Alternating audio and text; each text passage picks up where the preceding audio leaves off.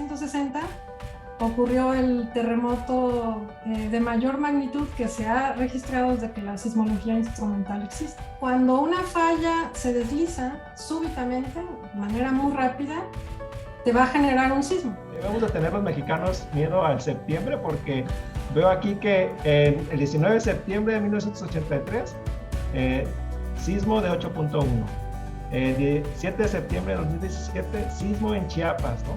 Y 19 de septiembre otra vez, sismo en Puebla. El volcán de la Polinesia que hizo erupción en enero. Hunga Tonga Hunga Hapai, porque fue una cosa extraordinaria.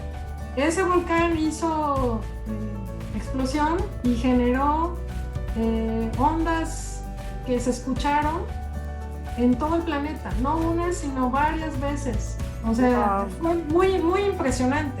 Una de las mayores erupciones a nivel mundial, esta del Hunga Tonga Hapai. Estás escuchando Ciencia Ligera, un podcast donde nos reunimos amigos para platicar acerca de datos, eventos, hechos y avances científicos de una manera ligera y divertida, con el fin de que te sumerjas o te ahogues en el fascinante mundo de la ciencia.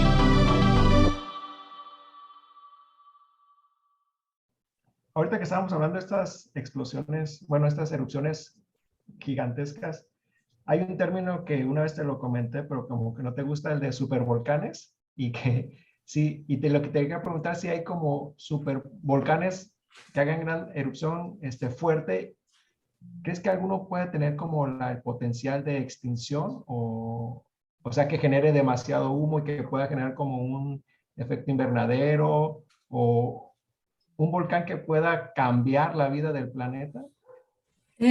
Pues sí, o sea, eso que dices que no me gustaba el término, yo lo que te decía es que el término es un poco debatible. Se usa mucho en la literatura científica como en los medios, pero el tema es que de pronto no se maneja siguiendo la misma definición. Por ejemplo, los medios, con tal de hacer una, pues no sé, noticia que suene amarillista. Ajá, pues te van a poner super volcán, no sé, les gustan esos términos, ¿no? Pues son extremistas. Oye, pues no sé si padre, pero ¿para quién? ¿Padre para quién? Sí, ajá. El tema es que a veces, no sé, incluso agencias importantes como la BBC usan el término sin precisión, ¿sí? En la comunidad vulcanológica este término, se ha debatido sobre el término, pero lo que se acepta es que para que tú consideres un volcán como un supervolcán, tiene que haber tenido al menos una supererupción, entendiendo por supererupción una erupción volcánica explosiva que haya tenido más de 1000 kilómetros cúbicos de material eyectado. Y hay un rango, así como teníamos un rango de una escala de magnitudes para los terremotos, hay varias escalas, hay varias propuestas para medir la erupción, el tamaño de una erupción, pero hay una que es la más usada tal vez, que es el índice de explosividad volcánica, que va de 0 a 8, básicamente, donde 0 es una erupción que no es explosiva, ¿sí? Y donde 8 puede también ser 9, tiene que ya ser algo enorme, pero estamos hablando de erupciones que tienen más de 1000 kilómetros cúbicos de material eyectado, ¿no? ¿Cómo cuánto es eso en distancia? O sea, No, 1000 esa... kilómetros. Uf, Sí, no. sí, no. Demasiado. Okay. Sí, son erupciones, pues, de extensiones que van a abarcar. Pero ¿ha pasado? Sí, ha pasado, ¿sí? Okay. Esto lo sabemos porque ha habido geólogos que han documentado los estratos de esas erupciones pasadas. Ojo, no todo está realmente estudiado en el planeta. Hay todavía lugares que no han tenido esta revisión y probablemente haya más supervolcanes de los que oficialmente se tienen como documentados. Pero tal vez el más famoso, tú que vives en California, pues es el de Yellowstone, ¿sí? ¿Perdón? ¿El cuál? El de Yellowstone. Yellowstone, sí. Siempre hablan de ese, ¿no? O sea, y la prensa siempre está queriendo decir que el Yellowstone va a tener una erupción. Siempre está queriendo que No, tenga la una. prensa, según eso Sí. esperamos el super sismo, ¿no? Siempre están aquí en California esperando. Bueno, yo me preocuparía más por un sismo que por una erupción del Yellowstone, sin duda alguna. Cuidado, Eso, Marcela, por allá. eso, Marcela, sí es más probable, ¿sí? Pero Oye, Dulce. una supererupción del Yellowstone, que está muy bien monitoreado, es de probabilidad muy baja, ¿no? Entonces, ese tal vez sea el más famoso a nivel mundial, pero hay otros supervolcanes. El Taupo en Nueva Zelanda, en Guatemala también hay uno que se llama Atitlán. En Japón también se tienen bien definidos ese tipo de volcanes, varios, ¿sí? Pero además hay otra cosa, que el hecho de que tengas un supervolcán, como por ejemplo Yellowstone, no quiere decir que si Yellowstone tiene una erupción, vaya a ser una supererupción. Yellowstone podría tener una erupción que sea relativamente pequeña, ¿sí? Eso también es un tema que a veces puede, no sé. Sea, no es que es un supervolcán, te da siempre una super erupción. No, pero volviendo a tu pregunta, Yair, uno de esos volcanes sí tiene el potencial de cambiar el clima de nuestro planeta, probablemente sí, hasta el punto de, pues, de generar efectos en el ecosistema. Por ahí leí no me acuerdo el nombre del volcán ni del tiempo, pero que hubo una explosión grande y que generó un año sin verano y que se generó un invierno, pero allá en Europa, pero no recuerdo el nombre del volcán. O sea, sí tienen como esa capacidad, ¿verdad? Sí, pero esa erupción que mencionas no era asociada, no era una supererupción, era una erupción de mucho menor escala. Si hubiera sido una supererupción, probablemente, pues, a lo mejor no estaríamos aquí ni hablando, ¿no? Oh. Sí, o sea, pero por eso digo, el término de un supervolcán con una supererupción, bueno, es que sí es algo extremista hablar de eso, ¿sí? Sí pueden ocurrir, sí, pero son eventos de probabilidad muy baja. Un sismo, es mucho más probable un sismo fuerte. Por supuesto. Sí. Por supuesto, por supuesto. Dulce, oye, Dulce, platícanos un poquito, que ahorita hablando de la erupción, eso que el volcán avienta, expulsa, ¿qué es? ¿Cuál es ese contenido? ¿De qué está compuesto? Bueno, no es un contenido único, depende del tipo de erupción. ¿Sí? El tipo de erupción depende mucho del tipo de magma asociado con el volcán, ¿sí? De la composición química, pues, de los magmas. Y esos varían desde magmas que se conocen como basálticos, andesíticos, dacíticos y riolíticos. En ese orden va aumentando la explosividad del volcán, ¿sí?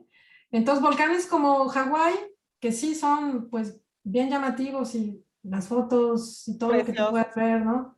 Claro, pero ves fluir la lava con raras explosiones, la ves fluir, puedes, no sé, estar a unos metros, tomarle foto, sabes que no te vas a morir, ¿sí? Y eso es porque son lavas de tipo basálticas de explosividad muy baja, ¿sí? Pero si el Popo o Colima están en actividad, que ahorita Colima está pues bastante tranquilo, el Popo ha estado muy activo, en estos días precisamente no ha tenido explosiones, pero el Popo, vamos, tiene actualmente actividad. No es recomendable que tú estés cerca de ninguno de estos dos volcanes, ¿sí? Porque pues si empiezan con actividad explosiva no te va a dar tiempo de poder alejarte. Y también hay otro tipo de productos asociados con las erupciones de tipo explosivas. Uno de ellos es los flujos piroclásticos. En Colima tuvimos uno muy importante en el año 2015. Que nuestro amigo Bonales fue a verlo y exactamente, sí. ¿Estuvo en riesgo su vida? Ya por supuesto que sí. Hay que nos diga Bonales a ver después. Sí, es que tenemos un compañero, Yair y yo, de la universidad, que el viernes 10 de julio del año 2015 el volcán estaba en un punto de altísima actividad, ¿no? Y ese día empezaban las vacaciones de verano. Ajá. Entonces, mucha gente dijo, no, hombre, el volcán está espectacular, vamos a tomar fotos. Ajá. Entre ellas este compañero nuestro que se acercó, pues estaba como 8 kilómetros en la parte suroeste del volcán, ¿sí?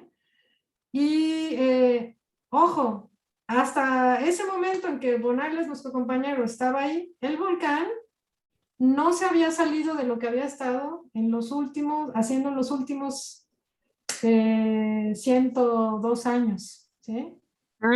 Pero de pronto, la noche del 10 de julio, a las 10:15 más o menos, 8:15 de la noche, una parte del edificio, por la intensa actividad que había, colapsa y genera flujos piroclásticos que afortunadamente para Bonales no se van por donde él estaba, sino que la mayor parte de ese flujo piroclástico se va por una barranca que estaba hacia el sur, no hacia el suroeste, que era por donde... ¿Qué es ese flujo Los flujos piroclásticos son flujos que están formados por una mezcla de gases muy calientes y por roca o por lava fragmentada de diferentes tamaños, tan pequeña como la ceniza hasta bloques del tamaño de un vehículo.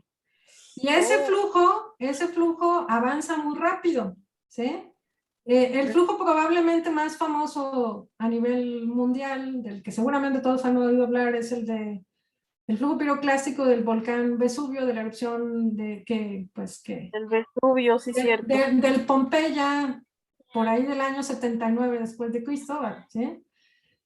Pero fue lo que pasó, en Pompeya estaban dormidos y el volcán tuvo un flujo piroclástico y pues bueno, las personas fallecieron porque ese tipo de flujo pues básicamente te fulmina, te quema los pulmones y ahí quedas, ¿sí? Afortunadamente, espérate Jair, afortunadamente para Bonales.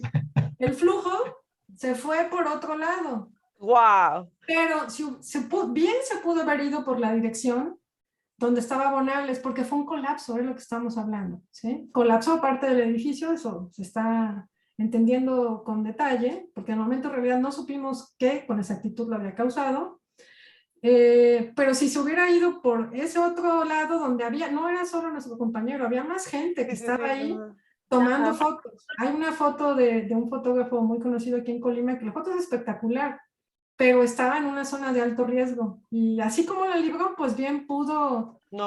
Fuimos muy afortunados, porque sí pudo haber terminado en tragedia esa erupción. Vimos una explosión grandísima y empezó a bajar como lluvia. Pensamos que era lluvia, pero era ceniza. Les tocó una explosión fuerte allá arriba. Mira, sí, cómo viene el carro. Y luego se oscureció y decidimos bajar y el carro con todas las luces y no veíamos camino. De los volcanes que tenemos activos, de los que yo sé, son Volcán de Colima, Volcán Popocatépetl, no sé si hay otro por ahí, pero estos tienen como el potencial de muy destructivo, o sea, sí pueden generar gran destrucción. Ya hablamos un poquito del de Colima, que ese flujo piroclástico, pero por ejemplo, este podría llegar hasta Colima y acabar, por ejemplo, con la ciudad de Colima, o el Popocatépetl que tiene cerca Ciudad de México, Puebla, etcétera. ¿Tienen ese potencial destructor? Bueno, tú te estás queriendo poner fatalista, ¿no? Pero bueno, sí. si nos vamos... Así es, Jair. Tenemos un grupo ahí de WhatsApp y siempre nos anda mandando puras noticias fatalistas, lo peor del COVID, lo peor de la viruela del mono, lo peor que pasa en el mundo. Así que, bueno, pero así es él. La respuesta es que sí, pero esos eventos que matarían a miles de personas, que por ejemplo en el caso de Colima destruirían a la capital, en el caso del Popo también, seguramente habría miles de muertes, consisten en que los volcanes tengan un colapso, ¿sí? ¿A qué me refiero con esto? El edificio colapsa. Y entonces el edificio desarrolla algo que se conoce como avalancha de escombros. La ciudad de Colima está, bueno, aquí a la esquina de mi casa no hay construcción y se puede ver ese tipo de depósitos de avalancha de escombros. O sea, la ciudad de Colima está construida sobre avalancha de escombros de episodios pasados. Si ya pasó antes, pues podemos tener otro episodio similar. Pero ojo, son eventos de muy baja probabilidad. No quiere decir que nunca vayan a ocurrir. Han ocurrido antes, seguramente ocurrirán después, pero no hay... No los vas a vivir. Sí, exacto. Sí, son los eventos más extremos en los estratovolcanes. Colima, el Popo, ¿sí? ¿Por qué? Porque estos volcanes, como lo decíamos, son de tipo poligenético, se van construyendo a lo largo de muchas erupciones, ¿sí? Y llegan a alcanzar alturas considerables. Si esos volcanes colapsan, que colapse todo el edificio, no estamos hablando de un pedacito, sino de un colapso de un sector importante de ese volcán, sí puede llegar a afectar, pues, seriamente muchas poblaciones, ¿sí? Bueno, pero Yair, no, o sea, te digo, sí, si nos ponemos fatalistas, sí es algo que puede ocurrir, es de muy baja probabilidad, también hay que decirlo, ¿sí? Y por ejemplo... Pero volviendo a los volcanes mexicanos, ¿sí? Hay uno que estamos omitiendo y que es importante recordar, el volcán Chichón en Chiapas, en el año de 1982, tuvo una de las erupciones más importantes del siglo XX a nivel mundial y tal vez no muchos lo sepan, pero mató a más de 2,000 personas, ¿sí? Como consecuencia de flujos piroclásticos, que era esto que estábamos hablando, ¿sí? O sea, yo de volcanes activos como Colima o el Chichón, no me preocuparía tanto de una avalancha de escombros. Me preocupa pues más los lahares o los flujos piroclásticos, ¿sí? Entonces, o sea, ese fue un episodio muy trágico, el más, tal vez seguramente el más trágico de la vulcanología mexicana. Más de 2,000 personas fallecieron en Chiapas como consecuencia de flujos piroclásticos asociados con esa erupción del año de 1982. Y parece, pues, que no hemos aprendido las lecciones, porque, digo, ¿qué más quieres que 2,000 personas falleciendo a consecuencia de un volcán? Sí, eran otros tiempos, y de los 80 ahora, pues, la ciencia mexicana ha avanzado mucho, y hay, pues, más investigación en vulcanología, mayor monitoreo, pero aún así, en Chiapas todavía pues, están apenas trabajando en tener un monitoreo lo suficientemente bueno, pues. Han estado trabajando en años recientes en eso, pero pues ustedes, cualquiera pensaría, no, después del 82 eso ya se instrumentó y el volcán quedó bien monitoreado. No fue así. Todavía se sigue haciendo gestión y todo para que haya una inversión en el monitoreo de un volcán tan importante. Y otra cosa, también lo que pasa es que a veces después de una erupción muy importante, pues los volcanes llegan a tener etapas de reposo, ¿sí? Y pues como no se está haciendo nada, a nosotros se nos olvida, sobre todo a los políticos, ¿sí? Y a los que tienen que invertir en recursos para esto. También vamos a reposo nosotros. Sí, algo así. Por ejemplo, creo que nos puede pasar pronto en Colima si el volcán no se reactiva, ¿sí? Porque las autoridades se olvidan de que para tener un sistema de monitoreo de todos los instrumentos que se tienen, necesita recursos, ¿sí? Las baterías se terminan, los mismos instrumentos pues requieren renovación, y si no lo ves activo, pues dices, no, pues ¿para qué le estoy dando dinero a estos si yo no veo que el volcán esté haciendo nada? ¿Sí? Pero este tipo de volcanes, Chichón, Colima o el Popo, tú los tienes que tener monitoreados siempre, porque son volcanes explosivos y de pronto, bueno, te pueden dar señales premonitoras si tú los tienes lo suficientemente bien monitoreados, pero si descuidas esa parte, pues te pueden agarrar de sorpresa. ¿Sí? Oye, Dulce, qué bueno que comentas eso. Mira, haciendo la analogía con, por ejemplo, en la Ciudad de México, suena la alarma sísmica y tienes un tiempo determinado para que te pongas, te coloques abajo de una mesa, salgas del edificio, etcétera, etcétera. Sí. Con respecto a esto de los volcanes, si lo tuviésemos bien monitoreado, te avisa y tú tienes el tiempo suficiente para qué y qué tanto tiempo. Bueno, entiendo la analogía, pero sí son dos cosas bien diferentes, ¿eh? Ajá. Primero, aclaremos, los sismos no se pueden predecir. El tema de la alerta sísmica es porque La mayoría de los sismos importantes pues ocurren en la costa mexicana y ahí llega primero la onda P y tú sabes que luego viene la onda S de la que hace rato hablamos. Por la diferencia de tiempo, bueno, puedes tú estimar cuánto tiempo va a llegar la onda que ya te va a afectar la Ciudad de México, pero porque la Ciudad de México está, no sé a cuántos kilómetros de la costa, alrededor de unos 300. Y tienes varios segundos. En el caso de Chiapas tuvieron, si no me equivoco, más de 15 segundos para, sí, como tal vez unos veintitantos, antes de que les llegara el sismo per se, ¿sí? Pero es por esa diferencia, por la distancia que tienes del punto de origen del sismo a el lugar donde tú tienes la alerta, ¿sí? Bueno, y también hablando del sismo de Puebla, Morelos, que hace rato lo mencionamos, por ejemplo, ahí la alerta sísmica por la Ciudad de México realmente no les ayudó en ese sismo, porque estaba muy cerca, ¿sí? Y entonces ahí pues ya no funcionó, pues, como en el caso de Chiapas.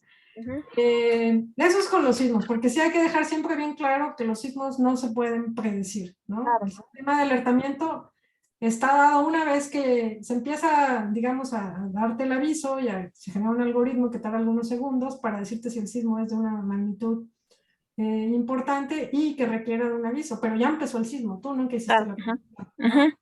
En el caso de las erupciones volcánicas, hay que decir que, o sea, si tú tienes un volcán bien monitoreado, en la mayoría de los casos, los volcanes, pues, te dan señales premonitoras, en la mayoría de los casos. Pero hay eventos que sí son difíciles de pronosticar, particularmente aquellos que implican el colapso, ¿sí? Lo que tuvimos, por ejemplo, en 2015, esa noche del 10 de julio que hace rato comentamos, fue un colapso de la parte superior del edificio volcánico en el sur de este volcán. Ese tipo de colapsos, predecir exactamente cuándo va a ocurrir, eso es complicado, ¿sí? Eso particularmente es complicado. Tal vez ahí la analogía sería más el tema de la predicción en relación con, por ejemplo, los deslizamientos en montañas. Es algo tal vez similar, ¿no? Pero en general sí, los volcanes sí te dan señales precursoras. Hay de hecho toda una secuencia que tú puedes ir o que esperas ver antes de que un volcán tenga una erupción. En algunos casos te puede avisar si un volcán va a nacer. No sé si por ejemplo, bueno, seguramente que sí. Se acordarán del volcán de La Palma, que hizo erupción el año pasado en la isla de La Palma en Canarias. Todavía no le ponen nombre, ya se tardaron. Todavía el volcán no tiene específicamente su nombre. Vamos a ponerle palmas. Bueno, ese volcán, de hecho, nació el 19 de septiembre del año pasado, hablando del famoso 19 Ah, ¿ya de ves? septiembre. Hay que tener miedo a septiembre, yo lo digo. Ese día, si no me equivoco, era domingo 19 de septiembre, por ahí de las 3 de la tarde. Uy. En la zona donde nació el volcán, había ya periodistas con cámaras, seguramente ustedes vieron los videos, pero ya estaban ahí porque había habido todo un proceso de sismicidad precursora que se fue acelerando conforme se llegó al nacimiento del volcán. O sea, no los agarró de sorpresa, pues. Okay. Hubo toda una serie de señales, tanto sísmicas como de deformación y de los gases, que hacían suponer que estaban en el orden, pues, de días para que el volcán, para que el magma alcanzara la superficie, ¿sí? No te agarra de sorpresa. En ese sentido sí hay cierta diferencia con un sismo, que un sismo no te avisa así, ¿no? Con días de anticipación, meses ¿no? Claro. El sismo te va a agarrar seguramente desprevenida, ¿sí? Pues, o sea, hay que ocupar este espacio para invitar a las autoridades a que inviertan en este tipo de estudios o tener monitoreados al menos los volcanes en México que están activos, Colima, Popocatépetl, que, bueno, Popocatépetl es de los más monitoreados, pero el Chichón, que no se olviden del Chichón. Sí, al Chichón le falta más instrumentación en el volcán pues Chichón. hay que hacer una invitación a las autoridades a que inviertan para este tipo de monitoreos que pueden salvar vidas en el futuro, ¿no? No sé si nos vayan a escuchar, pero pues hay que invitarlos, ¿no? Sí, pues es que Es lo que decía hace rato, es como, a mí me impresiona pues que después de lo que pasó en el 82 en el Chichón, nadie se acordara del volcán durante un buen rato, bueno, que no se acordaran lo suficiente para invertir en su instrumentación, ¿no? Exacto. Como digo, en últimos años sí ha habido gente de Chiapas que ha estado trabajando en el esfuerzo de emprender el monitoreo, pero se puede todavía hacer mucho más, les falta, ¿sí? ¿Hacen falta vulcanólogos y sismólogos en México o hay suficientes? Bueno, si nos comparamos con países como Estados Unidos o Japón, que tienen un desarrollo muy alto en el tema de la sismicidad, y, bueno, particularmente Japón también en el tema de los volcanes, pues sí nos falta bastante. O Italia que también tiene en el tema de los sismos y los volcanes un Y si un desarrollo niño en ciencia quiere, muy bueno, ¿sí? si un niño quiere desempeñarse en estas dos áreas, ¿qué debe de estudiar? ¿Qué debe, por ejemplo, en preparatoria, qué debe de seguir, hacia dónde inclinarse, en la facultad y luego cómo especializarse? O sea, por ejemplo, tú ¿qué camino seguiste? Bueno, sí hay cierta diferencia entre sismología y vulcanología, ¿no? En vulcanología particularmente es algo muy interdisciplinar, ¿sí? Puede entrar gente de diferentes profesiones, porque pues para monitorear un volcán o para estudiarlo a detalle, necesitas realmente de la combinación de varios especialistas, ¿sí? Entonces, si por ejemplo quieres entender realmente cómo fue el proceso de la erupción ya desde el punto de cómo fue ascendiendo el magma al interior del volcán y cómo se formaron los cristales, cantidad de gas que tenía y todo eso, pues para eso, de preferencias, te interesa esa parte, tendrías que estudiar algo relacionado con geología específicamente, ¿sí? Okay. Pero también podrías ser químico y enfocarte pues en esa parte de estudiar la química de las rocas, estudiar, bueno, sí tendrás en algún momento que entrarle a la parte de geología.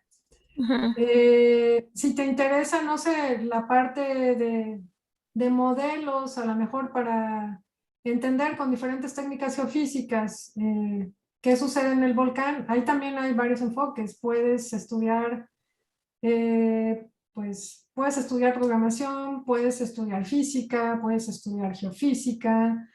Bueno, yo conozco ingenieros civiles que ahora son qué padre. vulcanólogos. Sí, porque tienes al final una formación, pues, de matemáticas básicas, los ingenieros civiles, ¿no? En Colombia hay varios ingenieros civiles que son, que se volvieron vulcanólogos. O sea, lo que ellos usan son sus bases para, o sea, no es que estén usando su formación, pues, para construir puentes con los volcanes, pero esa base sólida. Para que la gente vaya a verlos y a tomar fotos. Sí, ¿no? Bueno, eso tiene una historia de por qué pasó eso en Colombia y es trágica, es de las más desafortunadas de la vulcanología, ¿no? Bueno, también puede ser matemático. Por ejemplo, ahorita que están bueno, en todas las ramas de la ciencia me parece esto de la inteligencia artificial permeando, ¿no? Ya también está en vulcanología, en sismología. Así que si tú eres un matemático especialista, por ejemplo, en inteligencia artificial, en manejo de datos, en programación, bueno, eso entra perfecto en cualquiera de las áreas, sismología, vulcanología, ¿sí? En realidad tendrías que decidir qué, dentro de estas disciplinas, qué parte, desde qué enfoque quieres tú estudiarles, ¿sí? Para y que en tu caso, tú, ¿nos puedes hablar un poquito más de tu trabajo y de lo que tú haces y que, digamos, que prefieres estudiar en toda esta área de sismos y volcanes? Sí, yo particularmente me dedico a entender cómo la sismicidad de los volcanes, ahora también ya que tenemos instrumentos de infrasonido, a entender también cómo las señales de infrasonido, bueno, cómo teniendo esta combinación de señales sísmicas y de infrasonido puedes entender mejor los procesos volcánicos, ¿sí? Hay muchas técnicas para monitorear volcanes y para el pronóstico de erupciones, pero tradicionalmente la más empleada es la sismicidad, ¿sí? Alguien de gases dirá, no, son los gases, pero no importa qué digan. La verdad es que si tú no tienes si tú no tienes muchos recursos, no sé, si tienes 100,000 pesos, si es todo lo que te va a dar el gobierno, y tú sabes que tienes Lo un más volcán, fácil. tú te vas y pones un sismómetro, ¿sí? Ok. Porque el sismómetro lo que va a hacer es registrarte la vibración de probablemente un proceso que puede estar ocurriendo ahí al interior y tú lo vas a registrar, ¿sí? No vas a tener la historia completa solo con la sismicidad. O sea, necesitas realmente para entender todo el proceso de instrumentación complementaria, del tema de gases, del tema de la petrología, del tema de la deformación, ¿sí? Pero si tú quieres, digamos, de cierta forma, ver la evolución de la actividad y pronosticar cuándo va a ocurrir una erupción, ahí sí sin duda es la sismología la mejor herramienta. No importa que digan los otros, porque luego salen y dicen, no, quien estudia gases siempre dice que los gases, pero el tema de los gases es que no, los gases sí fallan de pronto bastante, ¿sí? Y la sismicidad sigue siendo a la fecha el mejor indicador. Entonces, bueno, yo me dedico a estudiar las señales sísmicas, en particular en el proyecto este que estoy de cátedra del volcán de Colima, ¿no? Por ejemplo, estudiar las señales que hubo antes de la erupción que tuvimos en el año 2015 y las señales que se generaron después, porque la sismicidad no fue la misma después, ¿sí? Tuvimos ahí señales particularmente interesantes después de esa erupción. También, pues, todo el proceso de cómo el volcán fue decayendo en su actividad y, pues, qué tipo de sismicidad fuiste teniendo después de que el volcán llegó a esta calma. Ahorita que el volcán está en calma, lo que hay que ver es, pues bueno, si tienes algún cambio en las señales sísmicas que estás registrando, ¿sí? Si llegas a tener algún cambio, pues tienes que darle seguimiento de manera importante porque podría ser un indicador de reactivación. Ajá. Entonces, pues ese es el tipo de señales a las que yo sigo, pues, con diversas técnicas, ¿sí? ¿Y vas a continuar en esa vía o tienes algunos intereses como diferentes de lo que estás haciendo ahorita en tu futuro? No, ese ha sido mi principal interés, pero por cuestiones que la vida te va llevando, ¿no? Que de pronto se necesita tener equipo nuevo y pues se necesita someter proyectos y no hay quien los someta y te dicen, llégale, ¿no? Me pasó así.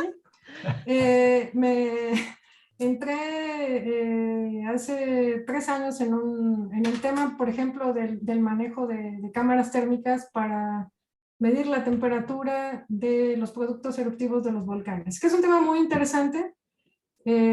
Compramos una cámara térmica por el volcán de Colima en 2018, final de 2018, y el volcán está pues en calma desde entonces, ¿no? Entonces, bueno, Entonces lo estás presionando a ver si...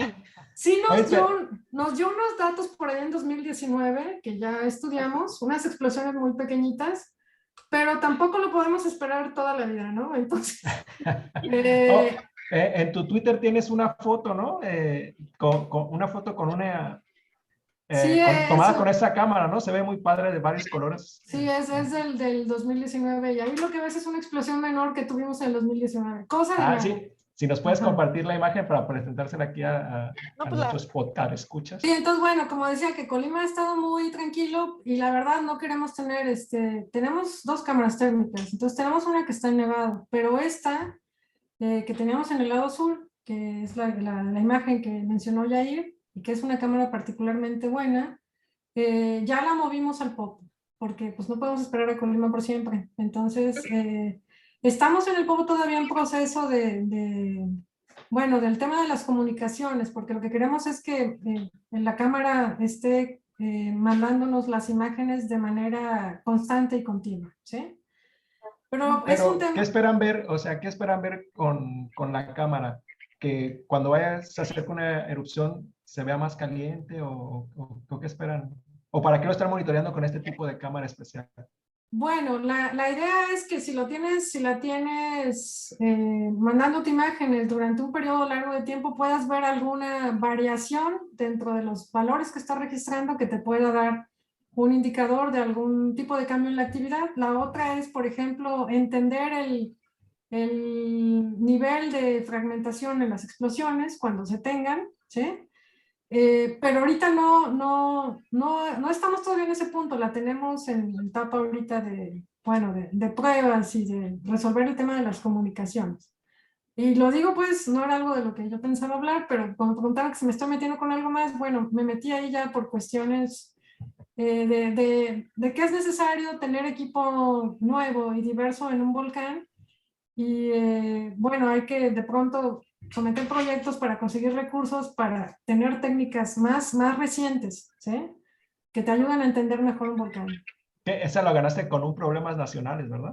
Sí, así es. Ajá. De hecho, después de la erupción esta del 2015 que estuvimos hablando ya un par de ocasiones, a Colima le dieron 2 problemas nacionales para monitorear con nuevos instrumentos el volcán de Colima, ¿sí? Pero el volcán, ¿No quiere? después de que que se- dieron esos proyectos y se instrumentó bien, pues no ha hecho Pues, nada significativo, ¿sí? Pues mejor tenerlo así que nos muestre algo, ¿no? Mejor así calmadito, ¿no? Sí, pues sí, Es por como los supuesto. seguros médicos, ¿no? Los compras para no usarlos, pero si lo tienes que usar, pues lo usas. Claro, por supuesto, pero digamos en términos de la instrumentación que se tiene y de tu interés como científico, tú lo que quieres Claro, es claro. la explosión, que te dé datos Sí. y todo, ¿no? Ajá. No, tranquila, no, Dulce, ¿cómo no? No, pero sí, o sea, Dulce quiere así que se haga una erupción tremenda y ella tenga el premio Nobel. No, fíjate, no quiero como Yair, que se acabe Colima con una cosa, ¿no? Eso no quiero. Pues ahí vives, además. No, pero vaya, lo que es un volcán muy activo y tú esperarías que en algún momento vuelva a activar si tengas buenos datos para continuar con tu investigación, eso sí espero, ¿no? Sí, sí, sí. Y Pero bueno, no. estás innovando, o sea, estás trayendo equipos nuevos para poder estudiar mejor a los volcanes que tenemos que están activos, medio activos o así, ¿no? Sí, pero fíjate que es una también no sabemos cuándo, por ejemplo, este volcán se vuelve a reactivar. ¿Y qué tal si dura, no sé, digamos una década todavía dormidito, ¿no?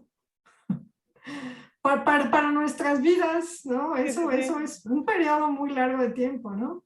Pues si eso llega a pasar, la verdad es que tienes que voltear tus ojos a otros volcanes. Como ¿sí? sí. Sí, yo ya lo estoy haciendo. Pues salchichón, luego. Salchichón. Pues, sí, bueno, aquí por facilidad se está dando más, me parece que aquí, tal vez con el Popo, ¿no? El Chichón está un poquito más lejos, ¿no? Pero sí, o sea, hay muchos volcanes y hay mucho por hacer. El volcán con que tú estás estudiando, ¿cuándo se puede dormir y qué haces, no? Digo, lo sigues estudiando, pero sí hay técnicas que solo puedes seguir manejando si el volcán está activo, como es el caso, por ejemplo, de las cámaras térmicas, ¿sí? Si la cámara está ahí midiendo todo el día, pues ¿qué va a hacer? Pues nada más medir las temperaturas del edificio volcánico y ya, ¿no? Porque ahorita prácticamente el nivel también de gases es mínimo del volcán de Colima, ni eso, ¿no? Oye, Dulce, ¿y hay como recomendaciones mínimas para personas que vivimos en zonas, por ejemplo, sísmicas como Colima y zonas volcánicas como Colima y como Ciudad de México? ¿Qué recomendaciones generales hay para estas personas que viven en este lugar? Y también, o nos podrías hablar también como de los mitos que luego uno escucha, ¿no? Así de que les comentaba a ellos antes de tener este episodio contigo, que ya ves que durante un sismo antes decían, tienes que poner en una puerta, en el marco de una puerta para que te salves del sismo, cosas así que a lo mejor ahorita ya no, pues ya no están como... Bueno, pues me parece que ahí primero tienes que asegurarte de cómo está construida tu casa, ¿no? Si tu marco no tiene ningún pilar, si tu casa no tiene pilares, pues yo creo que no importa dónde te pongas, ¿sí? Pero ahí es un tema de cómo está construida tu casa. Si vives en una zona sísmica, pues sí esperarías que se haya seguido con el reglamento de construcción que te va a garantizar que tu casa no se va a derrumbar durante un terremoto. Desafortunadamente, ya hay que decirlo, no estamos en ese nivel donde las casas pues, de la mayoría de la población en la costa estén bueno, en condiciones de que no se vayan a derrumbar ante el siguiente sismo, ¿no? Por ejemplo, aquí en Colima, que tuvimos el último sismo importante en el año 2003, siempre la pregunta es, ¿y estamos listos? Por supuesto que no estamos listos, tal vez hasta estemos peor, ¿sí? No estamos para nada listos, o sea, se te olvida que es una zona sísmica, que tienes que prepararte, que tienes que dejar tu casa, asegurarte pues que esté en las condiciones de que no vayas a, bueno, de que no vaya a haber un número alto de víctimas, ¿sí? Son eventos, ya lo dijimos antes, que no se pueden predecir, nos va a agarrar de sorpresa.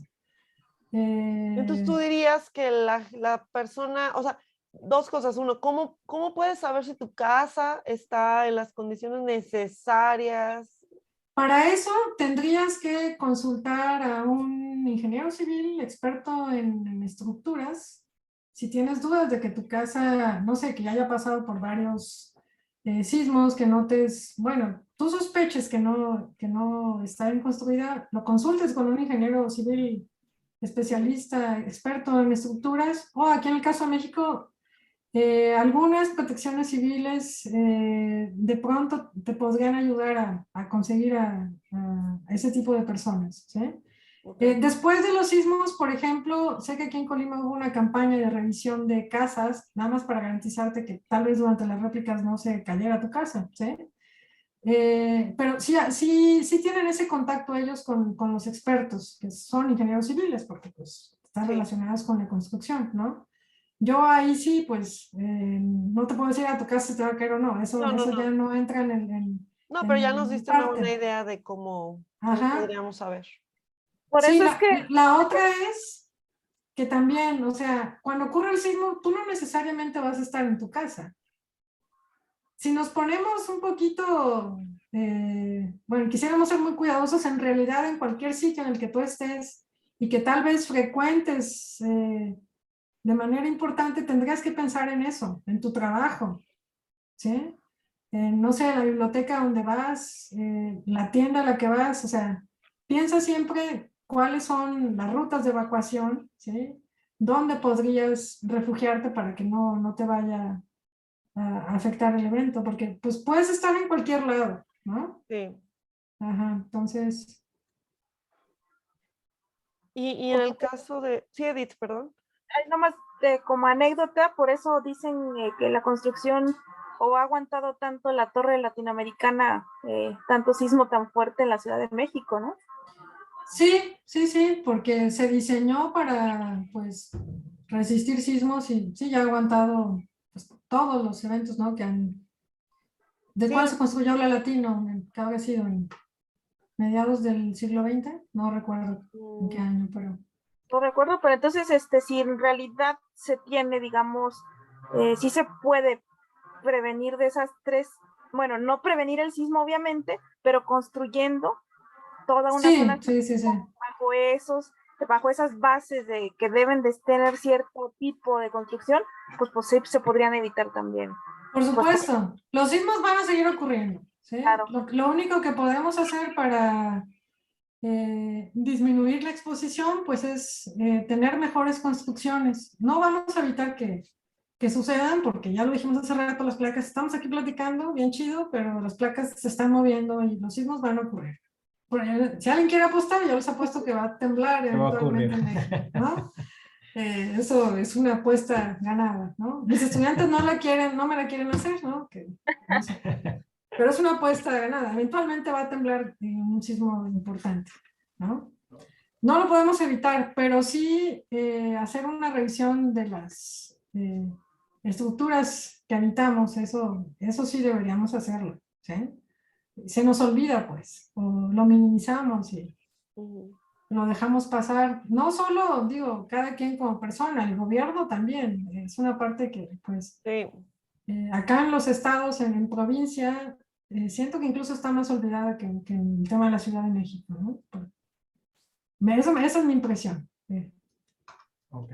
No, pues gracias por esas recomendaciones. Sobre todo me gustó mucho la de poder consultar a un ingeniero civil si uno tiene dudas de su casa, ¿no? Sí. Y pues te quiero agradecer, Dulce, por haber aceptado estar aquí en Ciencia Ligera. No sé si quieras platicarnos algo más, quieras añadir algo más, o alguien más en el, Marcela, Edith. Dulce, por favor.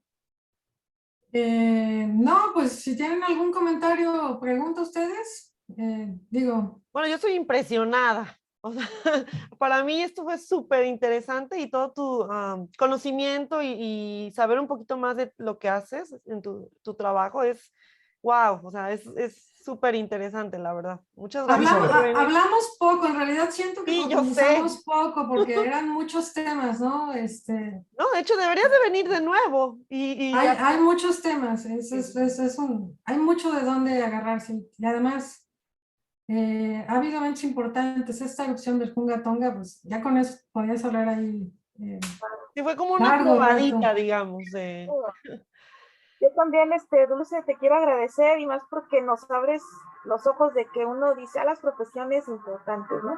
Hay un médico, un maestro que nos va a enseñar, etcétera, pero te das cuenta ahorita con lo que nos platicas de la importancia que haya gente preparada en ese tema como tú, porque volvemos a lo mismo, no nada más el gobierno, nosotros, ¿no?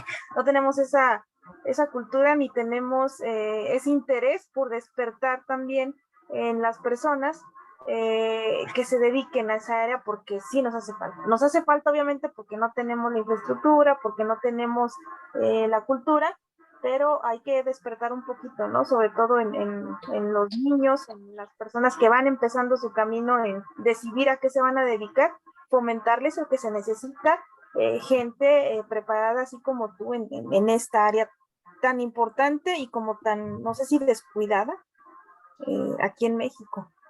Sí nos falta gente con este tipo de formación.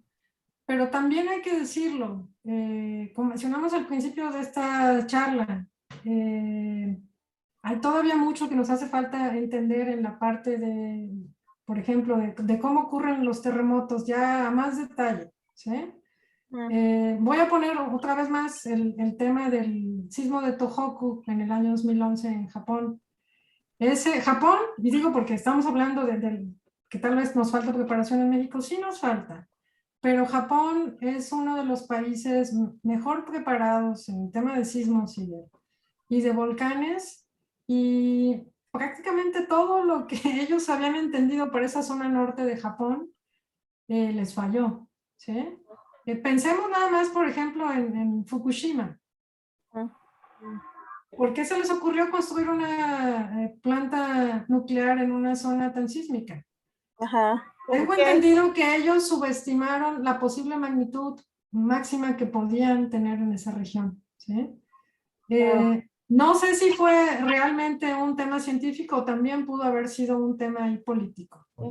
Estamos hablando de un evento que es el más importante en más de 1000 años, entonces, bueno, si tú llegaras a tener el dato de que puede ocurrir un sismo de esa magnitud, pero va a ocurrir quién sabe cuándo, pues en tu tiempo de vida pues puede no ocurrir, entonces puedes a lo mejor tomar el riesgo de hacer algo de ese estilo, ¿no? O sea, esto lo menciono porque no solo es que hagan falta más científicos en nuestro país, sí hacen falta, pero también hay que decirlo, son temas relativamente incipientes en la ciencia donde aún nos hace falta muchas cosas por entender en el tema de sismología y de vulcanología.